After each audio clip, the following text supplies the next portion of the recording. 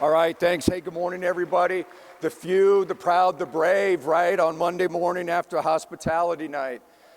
I've had harder assignments than this, but I tell you what, this one's not easy. So I appreciate everybody taking the time this morning, getting up early and being here. But one thing I'm going to ask you to do, right, text your battle buddies that maybe are still in bed. And when General Martin comes here, the Vice Chief of Staff of the Army, what I'd like to see is some good Army participation here, right? And so I appreciate you guys being here this morning, but let's work on filling the room. I brought along CSM John Sampa, the Senior Enlisted Advisor of the Army Guard. So I'm just going to talk for a couple minutes. Let CSM Sampa say a couple things, then we're going to take your questions, and then we're going to turn it over to Lieutenant General Tony Aguda. Tony's a brand new commander of the 1st Army, and so why's Tony here? Well, one of the things that I've tried to do as the Director of the Army Guard is prioritize our relationships inside of the Army. And while all relationships are important, some are a little bit more important than others. And I tell you what, first and foremost, on top of my list is 1st Army, because of what they do for us every day as it relates to building readiness, preparing our leaders and our soldiers and our units for the deployment overseas. And so that's why we've asked Tony to come here, help him be introduced to the National Guard here a little bit, but more importantly, give you an opportunity to ask questions of the 1st Army Commander. So Tony, thanks for being here with us this morning. Really appreciate it. And ladies and gentlemen, if we could, just one last time, let's recognize Max here, Max Hastings, former TAG of Tennessee. He's been the Vice President, Army Affairs here at NGAUS for quite a while. Max, thanks for everything that you've done for this organization and for the Army Guard. Well done, my friend. Well done. Okay, couple things. I'm going to really talk about 3 things. One is kind of, what I talk about, one of our enduring missions in the Guard. I'm going to talk about end strength. And then I'm going to talk about 2 points that General Hokanson brought up during his discussion, just to kind of give you a little bit of flavor of, my position, not my position, but taking his points and just expanding them a little bit. First and foremost, and many of you have heard me say this before, I believe my first enduring mission to the United States Army, to Congress, and to our nation is our end strength mission. Last year we were able to exceed our end strength mission by a little over 100 soldiers. I'm very proud to report today that we are currently exceeding our end strength mission by nearly 900 soldiers, and I think we're going to be very close to about 11 or 1,200 over our end strength mission, in a large part, because of all the work and all the leadership that you provide every day inside of our states, our territories, and the district. So I really want to say thank you for that focus, that effort, and that work, and that acceptance of our priority as it relates to end strength. We know this, right? The budget in DOD is going to get a little bit tighter. What we want to be is in a position of strength in the Army Guard. And the way that we're in a position of strength inside of the Army Guard and inside of the Army is by meeting our end strength mission. So there can't be any discussion of, well, the Guard can't do this. See, they're under strength. The Guard can do anything. We have shown that through our entire history,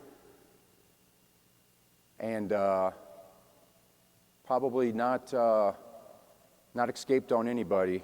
It's what we've been doing the last 2 years, 2020 and 2021. One thing, I just want to highlight one quick mission here. I don't know that anybody has addressed it yet, but we currently have 17 soldiers from Puerto Rico and 3 aircraft that are over in Haiti, responding to the earthquake in Haiti. And I don't think we've mentioned that yet. And so not only are we, responding to the hurricane in Louisiana, as of this morning I saw we had 11 EMAC requests that have been filled and 3 are still pending. But we're there for Louisiana, but we're also there for Haiti. So there's really no need anywhere globally that the Guard can't respond to. And while our brothers and sisters from the Air Guard aren't in the room today, you know, we talk about our response to Washington, D.C. and 26,000 guardsmen being in D.C. We were able to do that because of our brothers and sisters in the Air Guard. We moved the equivalent of 2 Army divisions into Washington, D.C. Every soldier, every airman that stepped on a military aircraft stepped in to an Air National Guard aircraft.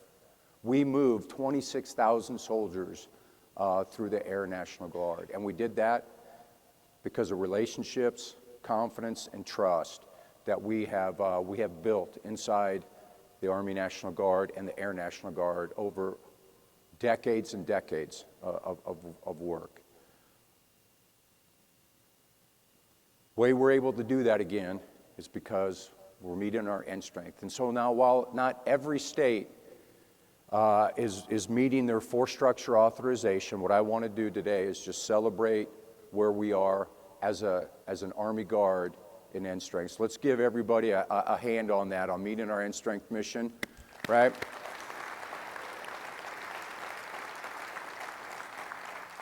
Because readiness starts with personnel readiness, and personnel readiness starts with end strength, right? So if we want to live up to always ready, always there, the first thing we have to do is fill our units and then prepare our soldiers. Okay, second thing that General Hokanson, or one of the key points of General Hokanson I want to talk about a little bit is division alignment. So, you know, when he talked about people and readiness, he discussed division alignment, where we're at. So the goal was coming into 2021 really is to formalize the relationships between division headquarters, our brigade headquarters, and the states. And I think we've done a really good job with that. My expectation was, you know, there's going to be 8 solutions to this based on 8 divisions, right? And so it's not for me to try to micromanage these relationships because, quite frankly, I can't. This is about tags. First and foremost, it's about tag relationships. And I feel very, very comfortable where we're at and where we're going.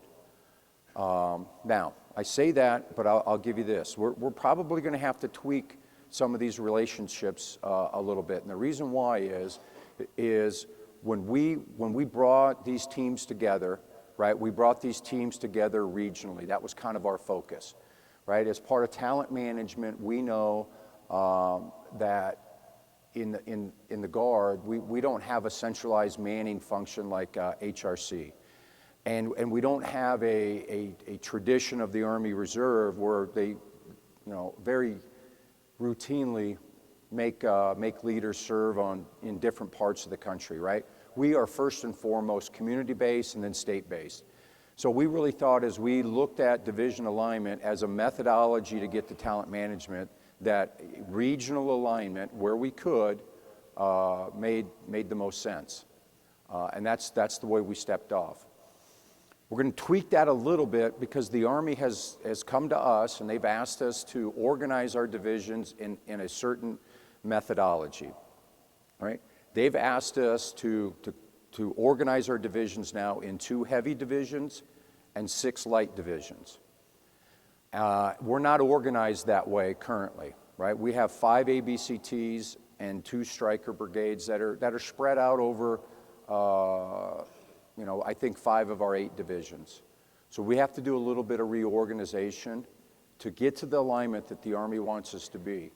And so we're going to continue, first and foremost, to try to do that regionally where we can, right? But it's going to be a little bit difficult to create 2 heavy divisions and 6 light divisions, because that's what the Army says they need from the Army Guard.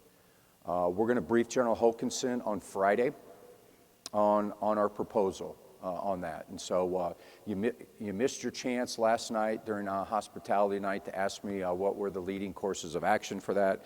You know, after a couple bourbons, my lips get a little bit loose, but that's where we're at. So what we really want to do is brief General Hokanson on that and give him some space to think about that. And what we really think is at the ASEC following AUSA conference in October is we'll brief that to the tags as part of that end of week of AUSA. We normally have an ASEC. Assuming that AUSA is conducted and assuming that we're able to host the ASEC following that. But I feel very good where we are with division alignment, and I feel really good about all the work that's been done by tags, division commanders, and brigade commanders to really solidify those relationships. I think we've taken a really good step forward on that, and I appreciate everybody's work. Now, the next thing I want to talk about is really something I think that's really important to me. And that is, understanding what my role is, understanding what the limits of my authority are, and this gets under the idea of this idea that somehow the Army Guard, I'm going to publish a document that puts all the mandatory training down into a small list that you guys can execute on one weekend, right? That's General Hokanson's goal. I'll be honest with you, that's not my job. That's what tags do. Tags have all the authority in the world to do that. And let me give you a quick example of why I don't think that's my job. So 2018, the Army came out and said, hey, we're going to reduce the amount of mandatory training for units because there's just not enough time. There's not enough time for Compo 1 to do it, so certainly there's not enough time for Compo 2 and 3 to do it. And so when I reviewed this list as the TAG of Minnesota, one of the things that I noticed is that in 2019 when they published the list, that they had taken sexual harassment training off the list. Well, as a TAG of Minnesota, that did not meet my needs. In Minnesota, I felt very, very strongly that we needed to continue that training in Minnesota because we weren't where I needed us to be as it related to sexual assault and sexual harassment prevention. That's why I believe I can't produce a list that's going to meet all the needs of the 54, right? And by Army Training Management Doctrine, adjutants general have all of the authority that is needed to direct mandatory training inside of their state, their territory, the district. So what I'm asking the tags to do is to take that on in accordance with your authorities, in accordance with Army doctrine here, and in accordance with what your assessment of your units are and your state is. So you can get the right amount of training, the right training to your units, and not have it be directed by the director of the Army Guard, because I do know this, right? If I'm directing it, it's not going to be right. And because you can't make this document fit all the needs that we have across the 54. So while I support General Hokanson's endeavor as it relates to this, what I'm trying to do is put it at the right level of authority and the right level of command, and that's adjutants general, not the director of the Army Guard. Okay, so we'll move out that in with the chief's guidance. Okay, so those are the three quick points I wanted to just bring up this morning. Congratulate everybody on the work on end strength and the importance of that. Number two, just give you a quick update on division alignment. And then three, hit this mandatory training item that the chief talked about the other day. So what I'm going to do is I'm going to bring up CSM Sampa. We're going to give him a couple minutes to talk about some key things as it relates from the NCO Corps and the senior NCO Corps here, and then we're going to take your questions. And let me tell you, very impressed on the questions that General Hokanson got when he spoke to us, and then the company grade officer breakout yesterday was fabulous. The quality of questions that we got yesterday from the company grade officers was just spectacular, and so we want to continue that dialogue. We'll answer some questions. We'll bring in Lieutenant General Agudo right after that. So CSM Sampo, good morning. Good morning, welcome. sir. Good All to right. see you. Hey, today is a great day to be Armed National Guard soldiers serving your respective state in the United States of America. Who? As I spoke to the company grades yesterday, I mentioned about us in Army National Guard working in a very complex environment. Within that complex environment, we also have to deal with things that are changing in the Army. And of course, as a sergeant major, as always, my deal is about enforcing the standards, keeping the standards of the Army National Guard at the professional level, at the highest level it is. And when I go around and talk to the soldiers, there's one standard that's a new standard that's come about that's getting everybody's attention. And there's more attention from the females than it is some of the males in a sense, and that's the new 670-1 with the ponytails and all that.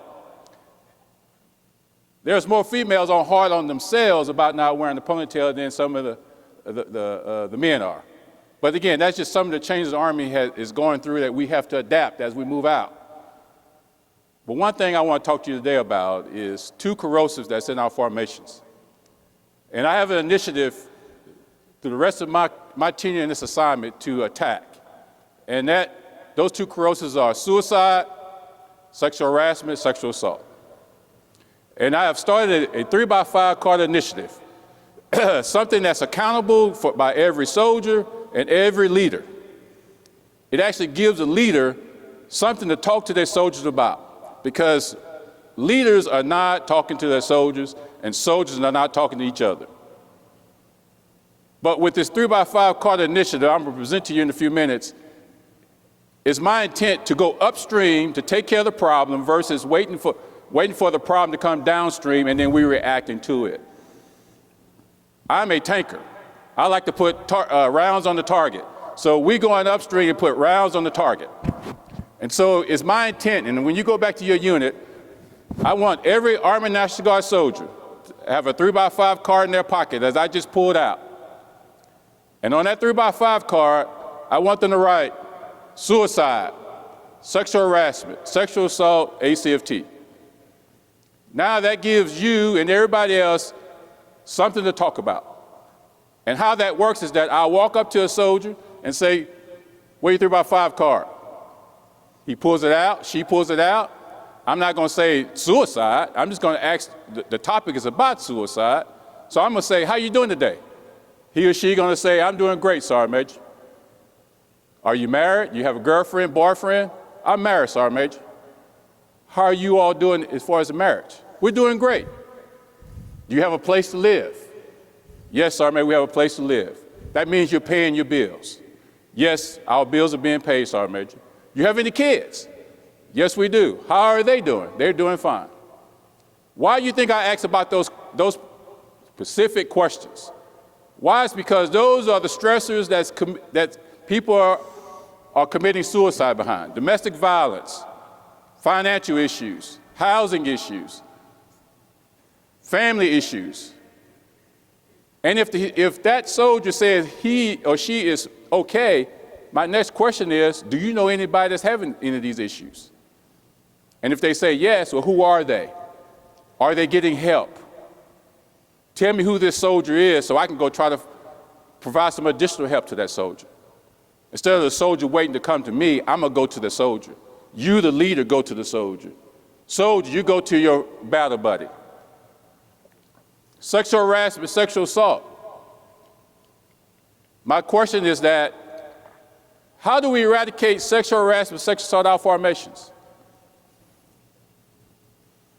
And the immediate answer I should expect, or I hope to expect out of every soldier is that, Sergeant Major, I treat everybody with dignity and respect. And when you treat people with dignity and respect, that means that you are conscious about where you're at, you're conscious of who you're talking to, and you're conscious about what you're saying. And this is also to show those who have been victimized in our formation that we're not tolerating this anymore. We don't tolerate this in our formations. And to not be re-victimized or to cause anybody else to be a victim of sexual assault, sexual harassment. Because it's every leader intent to ensure that every soldier we lead, when they take this uniform off, they can say, hey, I had the best experience serving the Army National Guard, the best career, every opportunity that was afforded to me. But not everybody can say that, because they are victims of sexual assault, sexual harassment, and victims of suicide, because they may have had a battle buddy a family member, a child, whoever commits suicide. So they're victims too. But when you treat people with dignity and respect, you also get rid of domestic violence, gangs, racism, extremism, because if I'm treating everybody with dignity and respect, I'm going to treat my spouse with dignity and respect. No domestic violence. I'm going to treat everybody fair through the process, fair process, meaning there's no racism, no extremism. If I'm part of a gang, I definitely not treat nobody with dignity and respect. So that get rid of that as well too. The next thing is ACFT on the card. It's not necessarily talking about ACFT. It's talking about what are you doing on a regular basis to take care of yourself physically and dietarily. Yes, ACFT is something we got to contend with because the Army is modernizing the soldier. The same physical requirements that were required of a soldier in the past is not the same requirements of today. But mainly it's talking about how you taking care of your body physically, because physical fitness reduces stresses in your life. If you can reduce the stress in your life, then that will help mitigate suicide thoughts, ideations.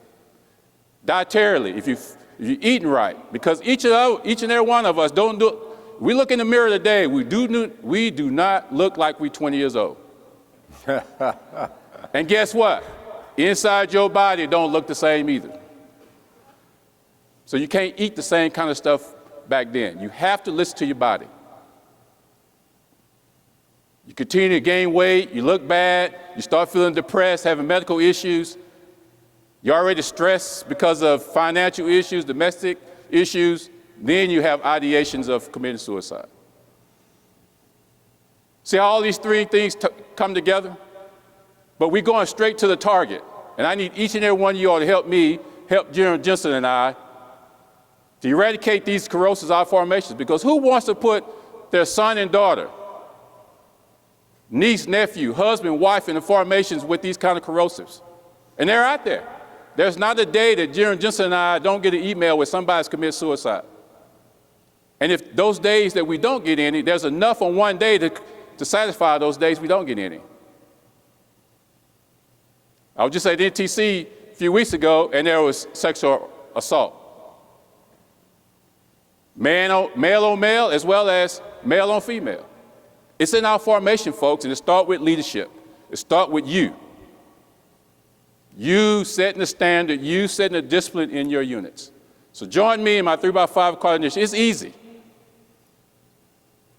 Give a card to your soldier, have them write it, because I want it forefront of their mind at all times. And guess what? If they forget to take the card out of their pocket and they wash their uniform, they got to write it all over again. Maintain this forefront of their mind at all the time. Because 95% of the time when people commit suicide or all the other stuff, they're in a civilian capacity, but they're still part of the Guard. So join me in my 3x5 card initiative. Who? Thank you, sir. All right, thanks, Sergeant Major. So I'd be remiss if I didn't pull my card out to prove my my participation in that. I carried it in my wallet, though, not in my pocket, because I don't go anywhere without my wallet, and sometimes I spend a lot of time in this uniform, so I just found it. You know, Sergeant Major brought a point up I just want to address here real quick. I think it's really important, and he talked about suicides. Let me give you one more thing. I tell you what, one of the things that I was shocked at when I became the director of the Army Guard, right? Because I get to see reporting now across the 54, not just the state of Minnesota, is really the number of soldiers we lose every year. Not just to suicide, what Sergeant Major talked about, but to accidents as well. And so what I'm asking you to do, and what I've reached out to the tags to do, is we need to re-energize and maybe in some cases reform some of our safety efforts. And I think we've gotten away from a couple things that we traditionally do in the Army because of the high op tempo, what we're doing with COVID and other things. And We usually have, at the beginning of the summer, a real strong emphasis on safety as we get into what we call the 100 days of summer. Why is that important to the Army Guard? That's where most of our collective training takes place during the year. People are traveling more, and in some cases may be involved in a little bit riskier behavior.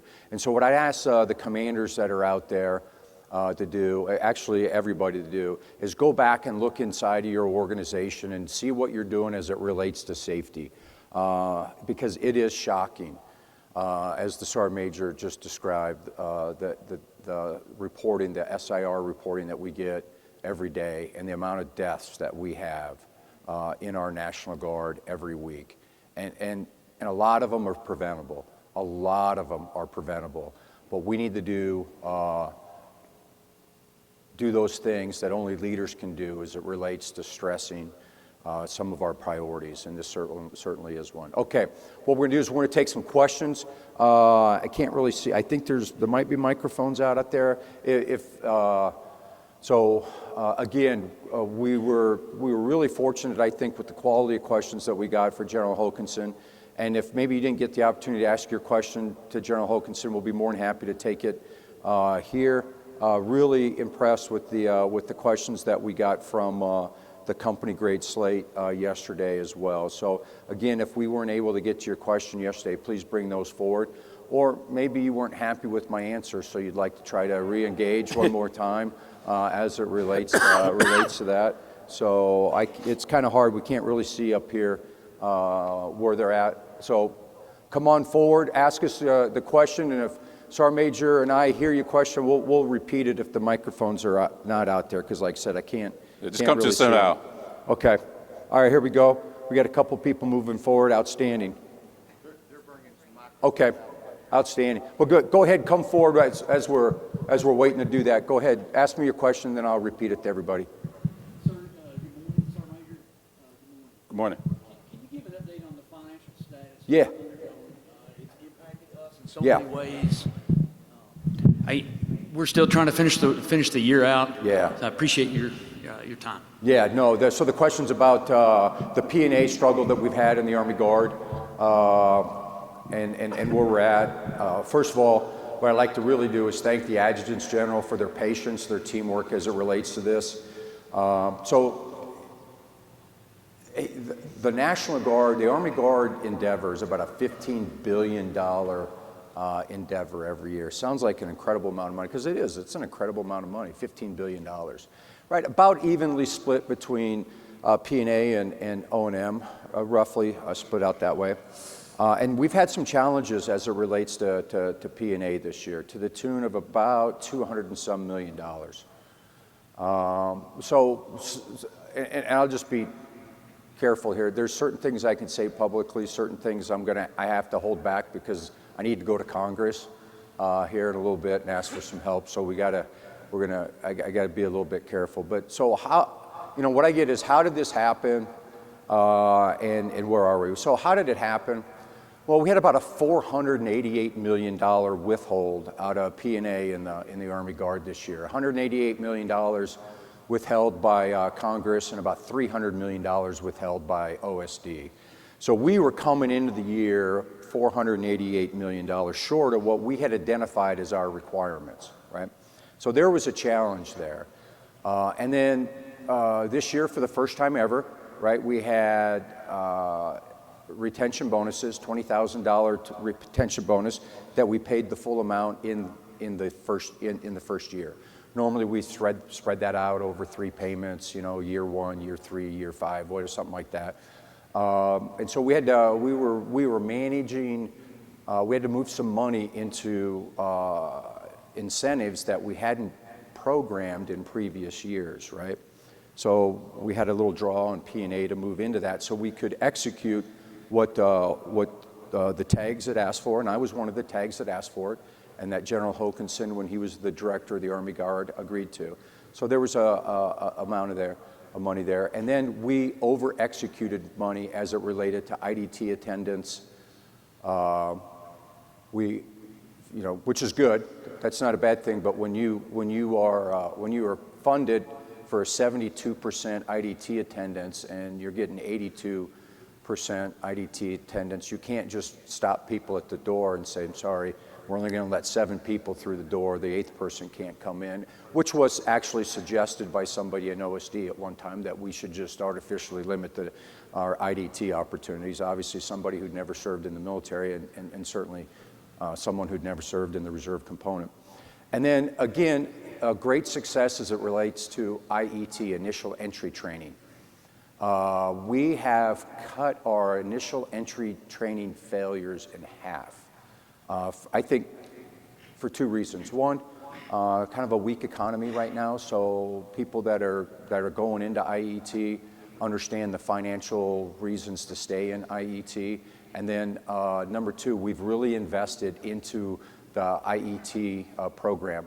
And so we have senior NCOs at all of our training bases that have a retention mission, right? To go talk to our young soldiers that are maybe having challenges in basic or AIT and help coach them to success.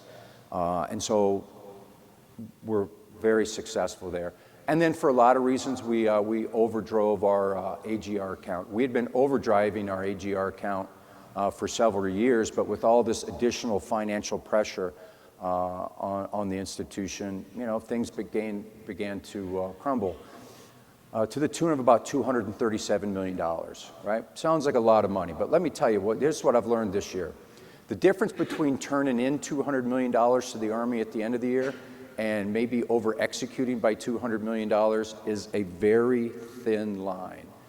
Very, very thin line, right? Because we have 54 institutions, I'll say 55 because the National Guard Bureau, the Director of the Army Guard is number 55. When you have 54 institutions that are out there executing your budget, that's a very thin line. What I've told my team is that if I had the choice between turning $200 million into the Army at the end of the year, or maybe over executing by $200 million a year, and I got to be careful for this because and I don't want to say that this was pre-planned, I would prefer to be $200 million overspent than $200 underspent in P&A accounts. O&M a different thing, but P&A accounts. The reason why is we have so many soldiers that do uncompensated duty. I think it's a travesty that we turn in $200, $250, $290 million recently, right, in P&A accounts when we know we have soldiers and leaders that are doing things on our behalf that we ask them to do that we don't pay them. So I'm okay where we're at, and I'm okay.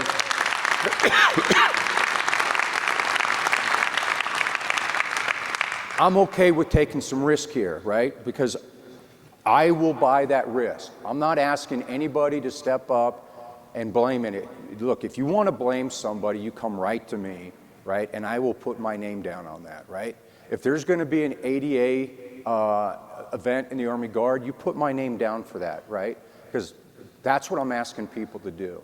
And so I know we put a lot of stress on you, and in some cases maybe we've had to cancel some things that were really important. But what we were committed to doing is meeting our statutory requirements, IDT and AT.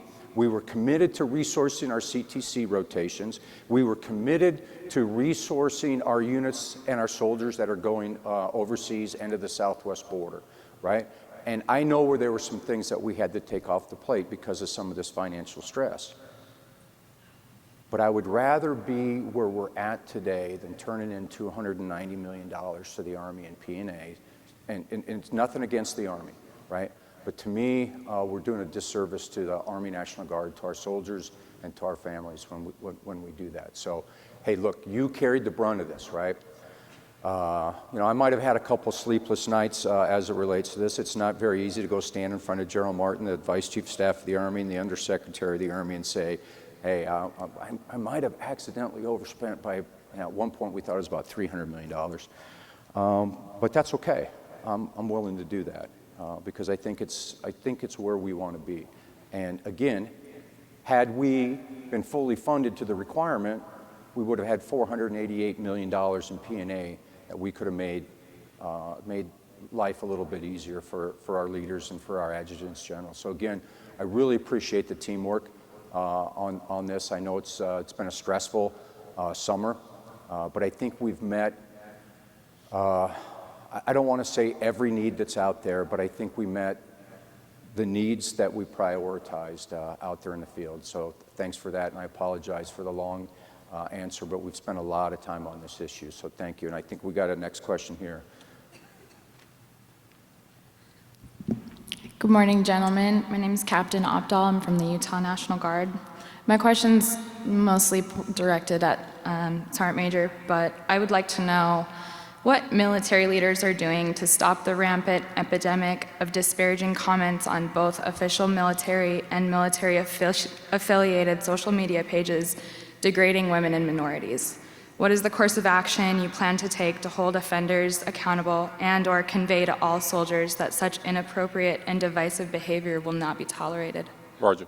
Yeah, so if it comes to my level, I immediately contact the State Sergeant Major and put action on that comment. Again, majority of the time people are citizen soldiers, and they're going to do whatever on their social media sites, but again, it's up to the leadership of that unit to set the example, set the tone. If you hear something, well, let me start over. If you see something, do something about it.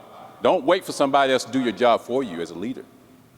Because if you say, well, I'm just going to sit back and let somebody else take care of that, then the next person's going to say that, and the next thing you know, we have a victim.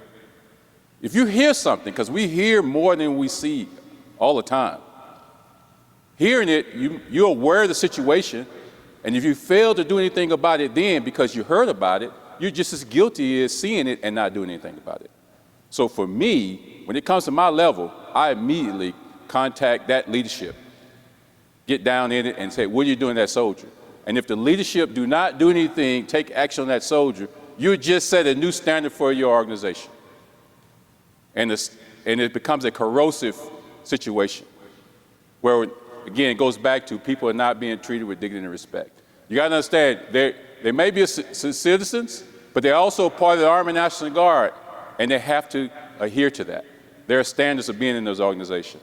And so, again, I do not, if it comes to my level, I do not let it go by. Because again, I'm about getting rid of these corrosives. And if anybody out there, if you need help today, after this is all over, you come find me, and we'll try to take care of that situation. If you know of a situation, I'll definitely put time on target and try to take care of that situation for you. Cool?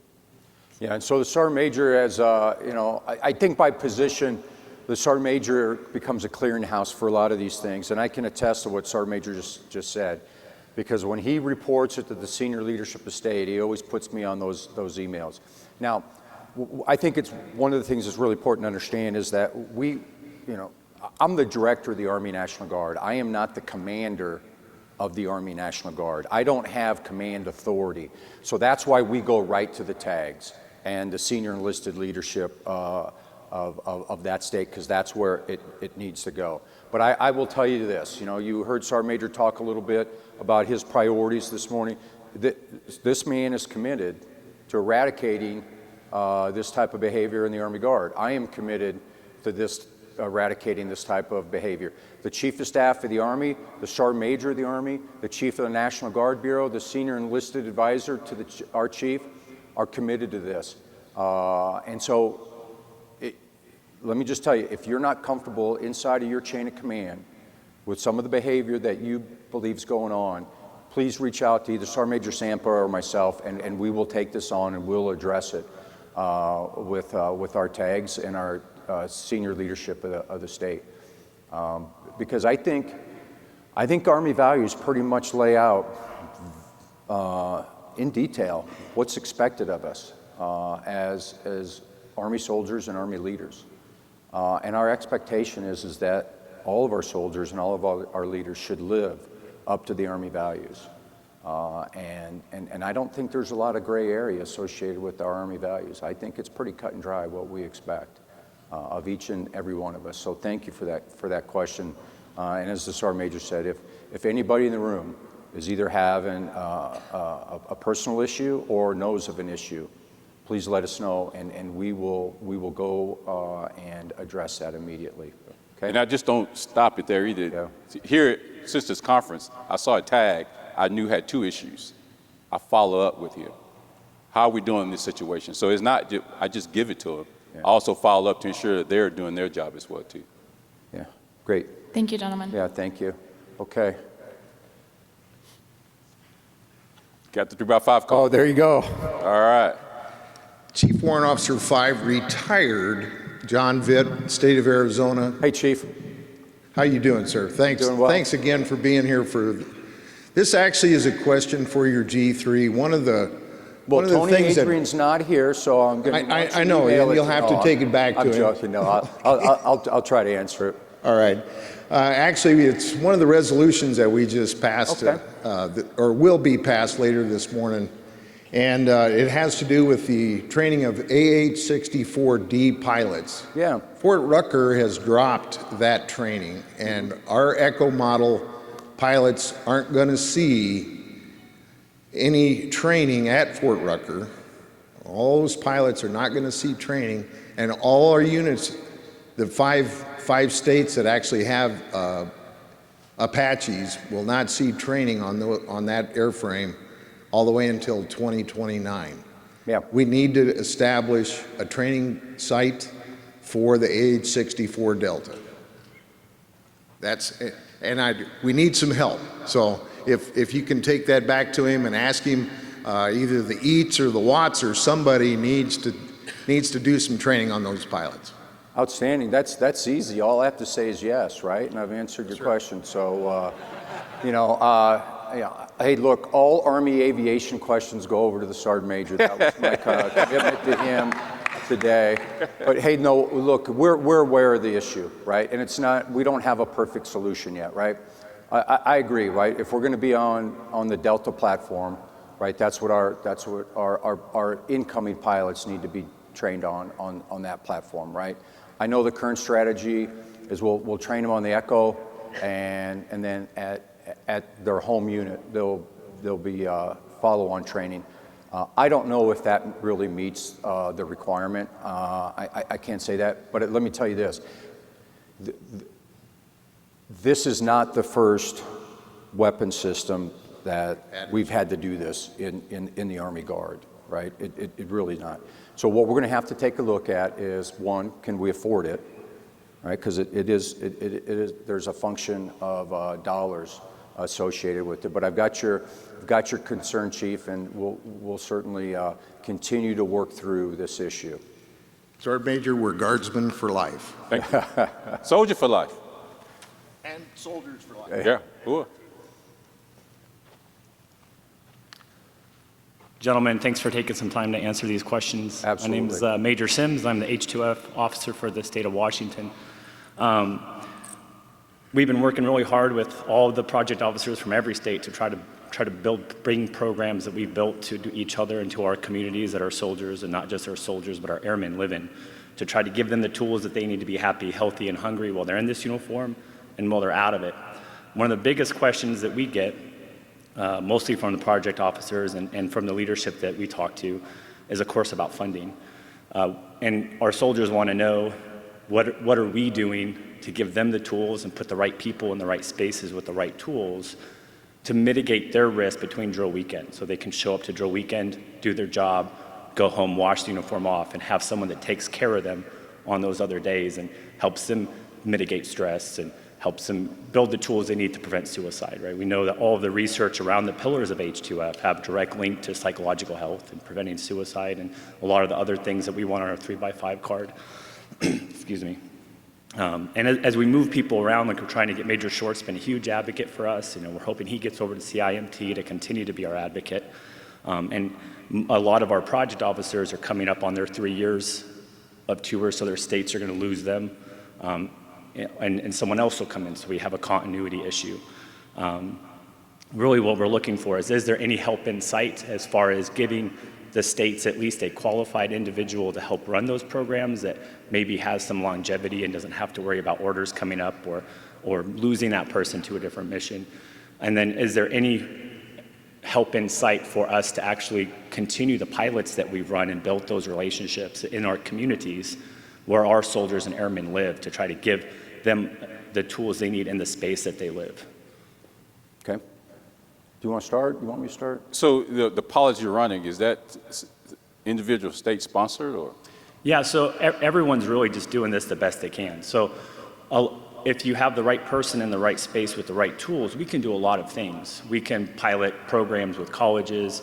We reached out to the guys at NATIC, and we're running a program with them on remote-based individualized program design around holistic health and fitness. We're having lots of success with that. Yeah. Indiana's got a great program. Wisconsin has a wellness program that's sponsored from their governor.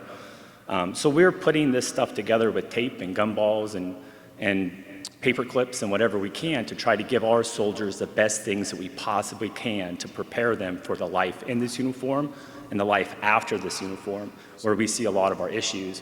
But we can only do that for so long. Yeah. So it sounds like you're funded from within the state, and you're asking for funding from the building. There's both, Sergeant Major. Yeah. So, okay, let me give you a couple things as it relates to H2F, right? So I'm not the Chief of Staff of the Army, but if I was the Chief of Staff of the Army and I wanted to implement H2F, the first place I would have gone was the reserve component, right? Because that's really, I think, when you look at holistic health and fitness, it's where a lot of our challenges in the total Army are, right? Because we're spread across all states and territories. We don't have a post or a camp or a base where we all live. And so we're really dependent on what capabilities exist in our community as it relates to this. I don't believe H2F is going to be funded out of the Army to Compo 2 and 3, because it's not going to be fully funded inside of Compo 1, because it is so expensive. Right? So what we're relying upon, I believe, in the National Guard is the two things that the Chief of the National Guard Bureau talked about the other day. Number one is taking all of our resources in the Army and the Air Force's program, consolidating them under one unified program at the joint staff level, right? To ensure that we can take maybe a program that was only designed for the Air Force and make it available to the Army, and the other way around. So we can grab the collective programs of two services and provide a service to all of our guardsmen regardless of service here. I think that's one. I think the second thing is as it relates to TRICARE for our service members, right? Premium-free TRICARE for our service members, so we can rely on our communities, or help rely on our communities for all of our soldiers and airmen as it relates to this. Now, I've been asked at one point, hey, this, what we should really do is just buy gym memberships for everybody, and this would solve the problem. And here's what I'll tell you. You look at the studies of gym memberships. People have gym memberships. About 60% of them never go to the gym over the course of a year. So what we have to be careful with is that we're not buying stuff that our soldiers won't use, right? So we got to provide, and I know at the state level, even at, a state the size of Minnesota, geographically a huge state, what's the impact that one person can make? Well, one person can make an impact. It's very difficult to get spread out through the entire state. So I think where we're at as it relates to the dispersion of our soldiers and our airmen, especially in our larger states, that what we have to do is we have to be able to rely on our communities versus the service, because we just can't be in every corner of the state. You look at states, California, Texas, Pennsylvania, large states, it becomes very difficult. So I think that's what we have to do. And that's kind of the Chief's two initiatives as it relates to this under people, right? Consolidate our services and our programs under the joint staff so we can get to every service member regardless of Air Force or Army, and then two, premium-free TRICARE to get to some of these other issues that we know that we just can't, we're never going to have the funding to get to. Right? So not a perfect answer. The perfect answer is I'd be able to stand here in front of everybody and say H2F is fully funded by the Army, go forward and do great things, but I don't think it's going to happen, quite honestly. And as I listen to the discussions about H2F inside of the Army, I'm not sure that H2F as it was initially envisioned is going to be fully implemented in the Army because of the expense of that across the formation. Okay. So I'd like to go back to the more operational execution piece of that.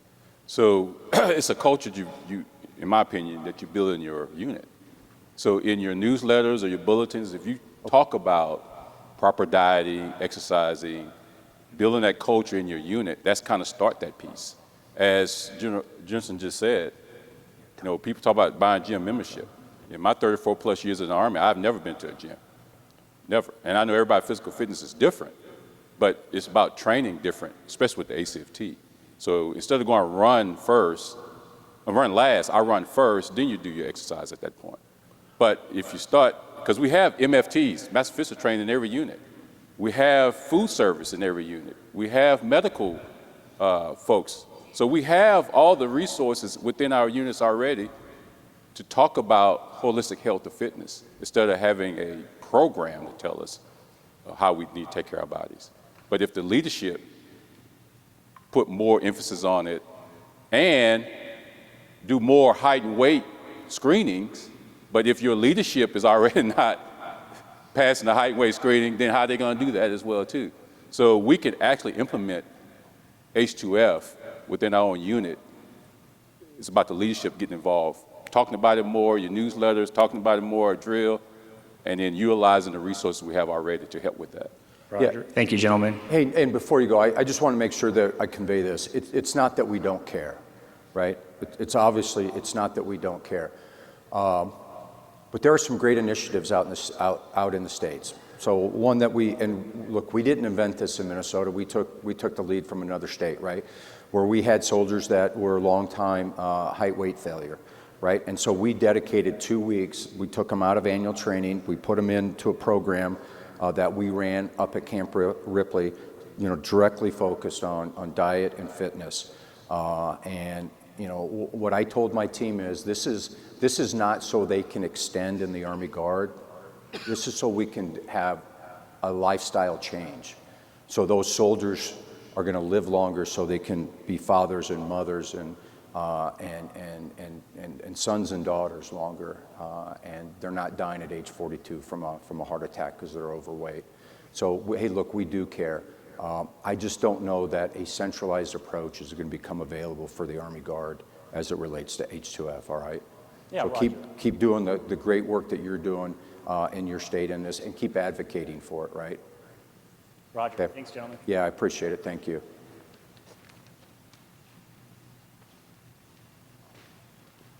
Sir, Sergeant Major, thank you for this opportunity, and thank you for the time that both of you spent with the company grades Did you ask me a yesterday. question yesterday? I absolutely That's what I thought. This is a different return one. to the end of the line. Let's give somebody else a chance. Obviously, I didn't answer it to your level of satisfaction. There were actually two questions. Oh, okay. This is the second one. So this has to do with, obviously, the delayed reimbursement from the Capital Region deployments caused a lot of chaos and missed training opportunities that likely won't be recovered for a year or even more with budget constraints in follow-on years. So I'm curious, looking forward, at your level, sir, Sergeant Major, how is this being discussed as far as lessons learned? And if this were to happen again, how can we mitigate or prevent those types of second and third order effects that affect our readiness? I will say, while this was a unique experience to the Guard as it relates to funding an operation of this size, it happens very frequently inside the United States Army, right? Where these contingency, let's call it a contingency operation, right? Because nobody was planning on sending 26,000 soldiers and airmen to DC for a period of time. There's been a couple proposals laid out, like, we create a fund where we can set a certain amount of money off to the side to help pay for contingency operations. I think some of the fiscal restrictions as it relates to budget execution and how we get funded and how we have to spend our money, some of those are going to have to change in order for us to do this. Look, while we don't do it to the tune of $500 million every year like we did this year, we have emerging requirements that we have to pay for every year. For example, Southwest Border, in 2021 cost us $34 million out of the Army Guard, right? That was never programmed, that was never budgeted. So we do a level of this every year, again, not to the magnitude of $500 million. And I think this is the anomaly. And so I don't think there's a lot of great motivation over on Capitol Hill to change some fiscal law to allow us to just park $400 million, whatever the amount is, off on the side and in case of emergency, break glass and go spend that money.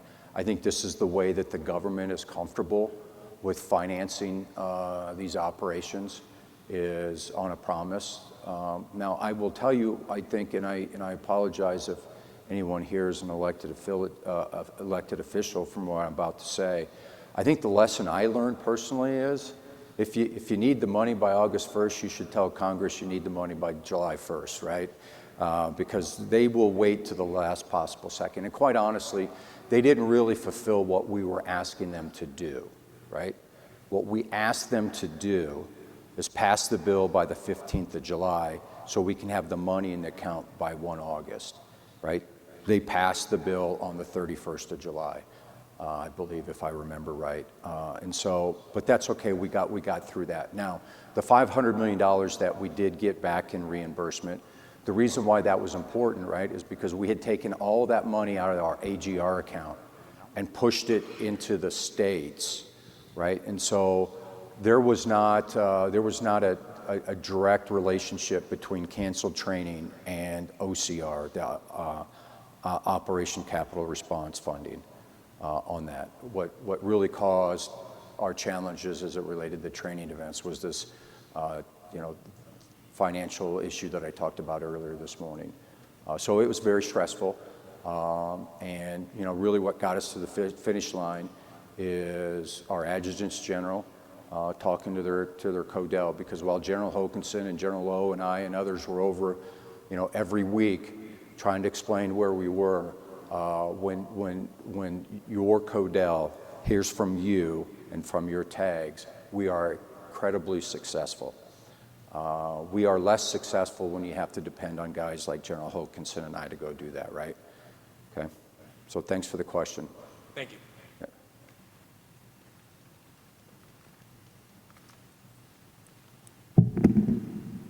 Good morning, gentlemen. Thank you for being with us here this morning. I really appreciate the opportunity to speak with you. My name is Major Evans from the state of Tennessee. I'm currently in the Inspector General's office. Well, I have no comment. Might be a good course of action. Sir. Yeah. No, truthfully, when we see systemic changes or system changes inside the Army, the goal of those should be to either better or increase capabilities throughout the total force. What we have seen over the past year and from time to time throughout my career is that when we transition to a new computer software system, we actually lose capabilities and then lose the ability to do certain things, pay certain types of pay, issues with gyms for bonuses, etc. What are we doing on the national level to mitigate those issues up front before we roll out new systems so that when they hit the market, they're ready to go? Thank you, sir. Yeah, no, that's a great question. I think there's a couple challenges that we have. So one of the things that we identified inside the Army Guard, we do what we call these disruptor briefs, right? Where we're trying to understand, what are the disruptors to the way we operate and the way we're going to operate in the future. So we have a systemic problem in the Army Guard as it relates to full-time manning. And I'm not talking about just the number of full-time personnel, but what I want to talk about specifically is IT. In the early 2000s, we recognized that our IT departments, we used to call them DUM, right, the DUM shops, were really organized and resourced for installation IT only and not tactical IT, right? And so, and when we moved from division-centric formations to brigade-centric formations, we got rid of a lot of our signal capability out in the Army Guard. So again, my experience in Minnesota, we had this great signal battalion that was able to bring resources that it relates to tactical IT that we lost. And we haven't quite made that jump fully into tactical IT. Why is that important is that I believe we don't have a digital culture in the Army or in the Army Guard, right? I think the comment made as it relates to H2F was, bubble gum and duct tape, and that's kind of the approach. Now, when we get new systems, I think there's a couple things, right? In the Guard, I think one of our weaknesses is our desire not to change sometimes. And we will hold on to a piece of IT well beyond its expiration date. And we'll actually move money out of our O&M account to pay for antiquated technology because we're comfortable with it. Instead of what I think is a better process, and what we try to do, what I'm trying to do as the director is as we get new software or hardware, right, we take it to a couple states and let you guys out in the states break it, because that's the only way that we can learn as it relates to some of these programs, and that's what I'm trying to do is get that implemented. Now, as it relates to DAMPS and the conversion here, my personal opinion, and I wasn't involved in this, at the national level, I was a tag during why this is, but as I look back and see what we did. We waited to the last possible second to make our change, and then when we made our change, we were screwed because we had waited so long to make that change. And of course, we did it in April, right, which is a horrible month to do it because, right, we're doing our annual training orders at that period of time. Oh, by the way, we were also in DC and doing a whole bunch of other things. So there were a lot of contributing factors to that. But sometimes we have to change, right, because the Army's going to stop funding programs. And I'm opposed to taking money out of our operations account to keep antiquated software alive just because we're comfortable with it. Because again, that money that we spend on that is taking money away from units. And I don't want to do that, right? I want to get our money to our units where our soldiers and leaders can do the things that we're asking them to do. So do I think this is going to get better? Absolutely not. I think the rate of change that we're at, and quite honestly, we're victims of what the Army buys or what we buy, right? And sometimes we don't make necessarily the best decisions as it relates to buying this. And I know that out in the field, you all are the ones that experience the pain, right?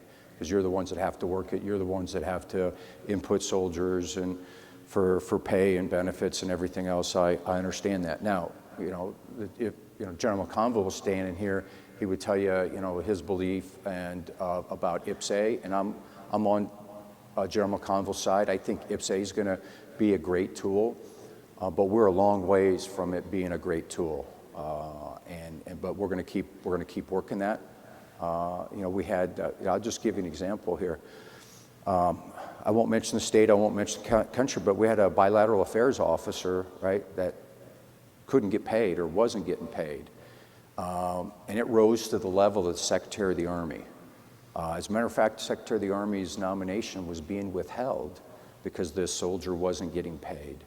And the Chief Staff of the Army asked me, he's like, John, I don't understand how this happens. I'm like, hey, sir, as a guardsman, the two things you can guarantee when you mobilize is your pay is going to be screwed up and TRICARE is going to be screwed up for a couple months. This is nothing new to us. As a matter of fact, it happens so routinely, we just consider it, part of the business. And I told him, I said, hey, look, and this isn't just E4, 04. In 09, right, leaving the state of Minnesota, coming on a Title X tour, my pay was screwed up for 6 weeks, right? So it happens. But unfortunately, it happens so often that we just make it, it's like just part of the business. And so we got to get better than that. And I think the team that we have in the building really is doing everything that they can as it relates to this. But at the end of the day, it really takes you guys out in the field to go find, where those quirks are at, where that system's not giving us everything that maybe that we were promised when we bought that. All right. So again, not a great answer. I think that's just the way that we are, where we're at as it relates to technology and the amount of programs that change. And quite honestly, we'll take a program, we'll say, hey, this would be great if we could just do this. So then we just keep trying to add things to it that maybe it wasn't initially designed for, and then you get this, this one-eyed cyclop monster that, we look at and say, God, why did we buy this? This thing's a piece of crap. Well, yeah, but what it was originally designed for, it could do. We just weren't happy with that. So again, not a perfect answer, but I know the G6 of the Army Guard's committed to finding solutions as it relates to this. And part of this also, if you remember, there used to be a time where we ran regional networks across the Army Guard, right? And then we had to go on the Army's network. And that, quite honestly, it was because of security. And we had to, and it was in the best interest of the Army. And we did lose some functionality as it related to our ability to do things. But sometimes our ability to do things out in the state creates vulnerabilities for the mothership, and certainly that was the case as it relates to that. So, and I think we're going to see more and more of that, a more centralization of software and items like that. Okay. Cool. All right. Very good. Looks like we got one more question. Best for last. Morning, sir. Sergeant Major, Lieutenant Jackson, Tennessee. My question is regards to recruiting and retention. So on the recruiting side, we heavily market the 1 week in the month, 2 weeks in the summer. And we know even beyond the COVID era, that's just not reality for the soldier. So on the retention side, when we start having those conversations and counseling these soldiers on what are some issues that are preventing you from staying in the Guard, and often enough we get conflict with my civilian employer. And it's almost an issue putting on your resume that I'm serving the Army National Guard, because those employers know 1 week in the month, 2 weeks in summer, that's not reality. So my question is, how do we improve our relationships with civilian employers? Okay, I'm going to take the recruiting part of that, and then you take the retention part of that, and we'll jump in. Here's what I'll tell you. I disagree with this idea that we sell 1 weekend a month and 2 weeks a year.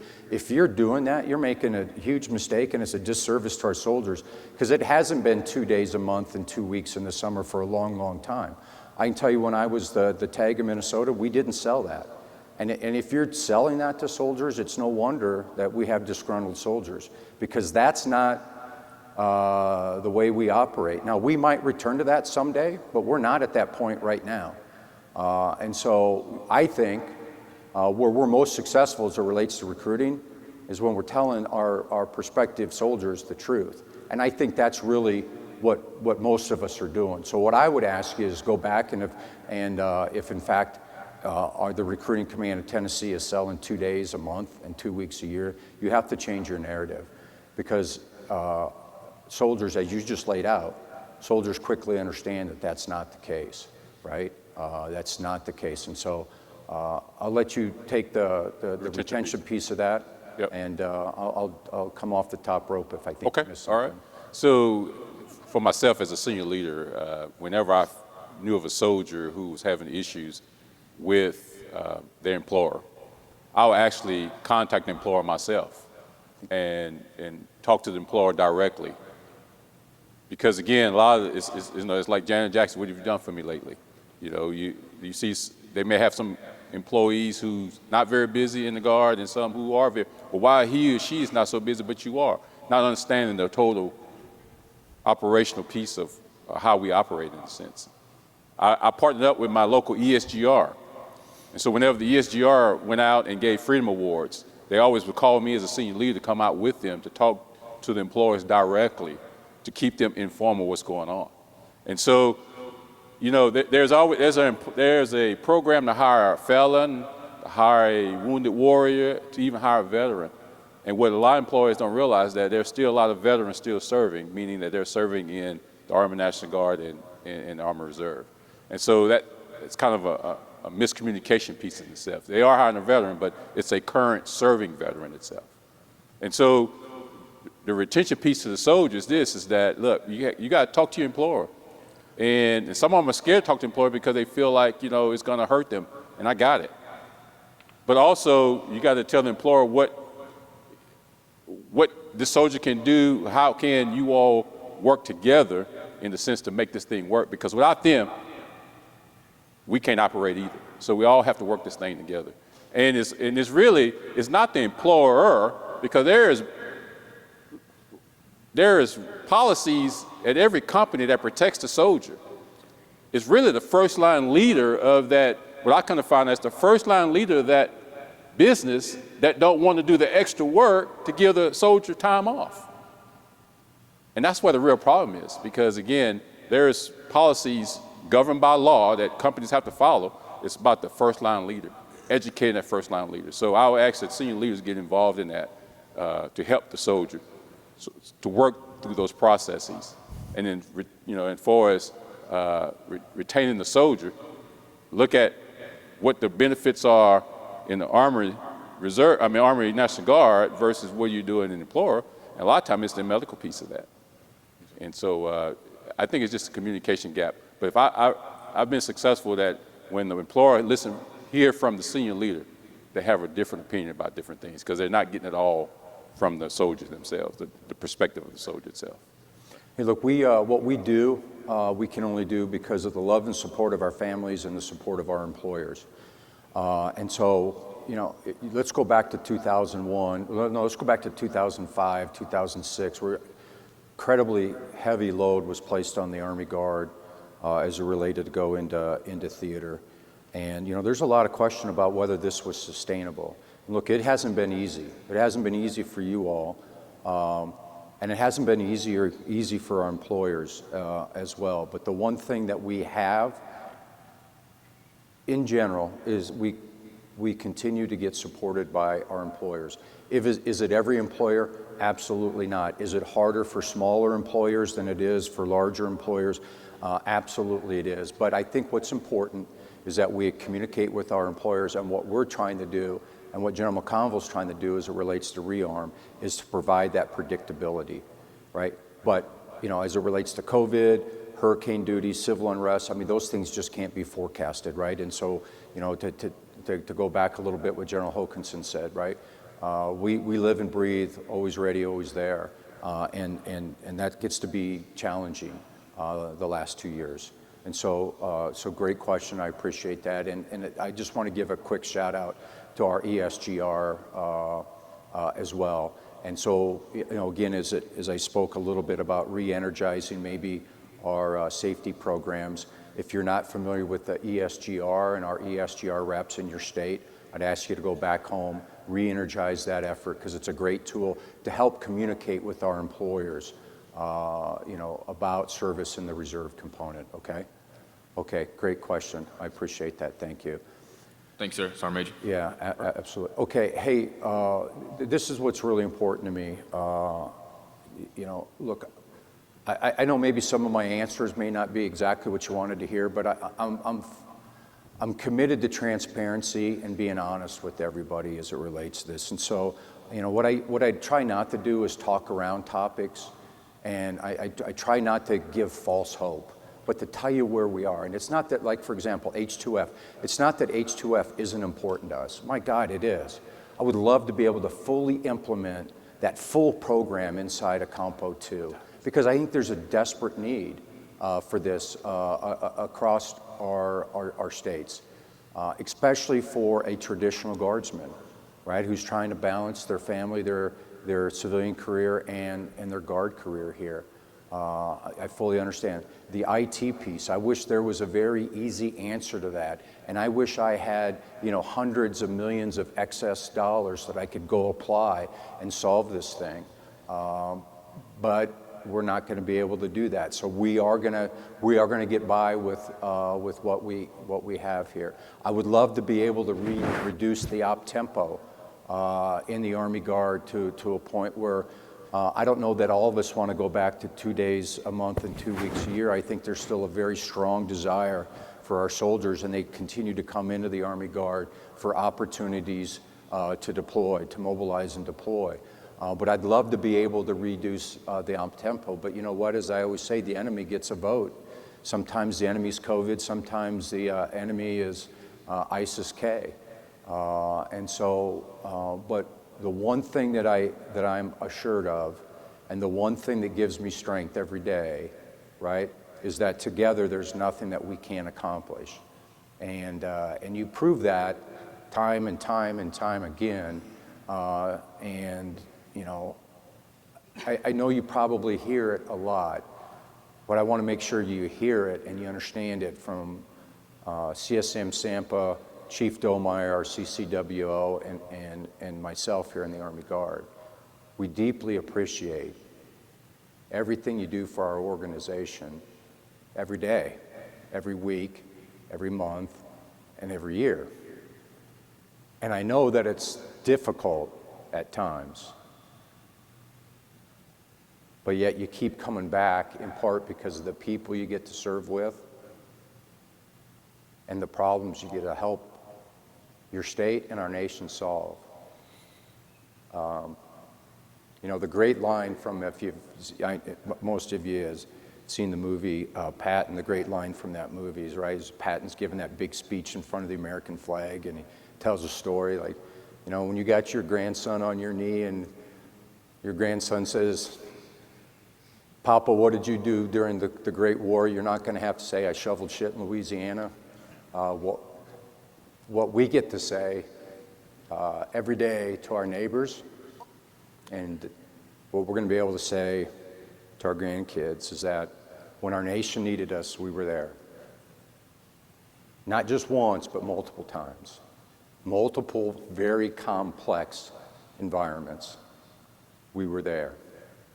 And we lived up to the motto and the creed of the Army Guard, of the National Guard, of always ready, always there. And I can tell you that I'm incredibly, incredibly proud to be your director and to witness what you all do every single day here and abroad. It does not escape me. Your talent, your commitment, your professionalization, or your professional approach to things, your versatility, flexibility, your initiative. I don't know that we spend enough time really understanding the greatness of our Guard. But I'm here today to tell you, right? You are great, and you prove it every day. So thanks, everybody. I appreciate it. Thanks for coming in.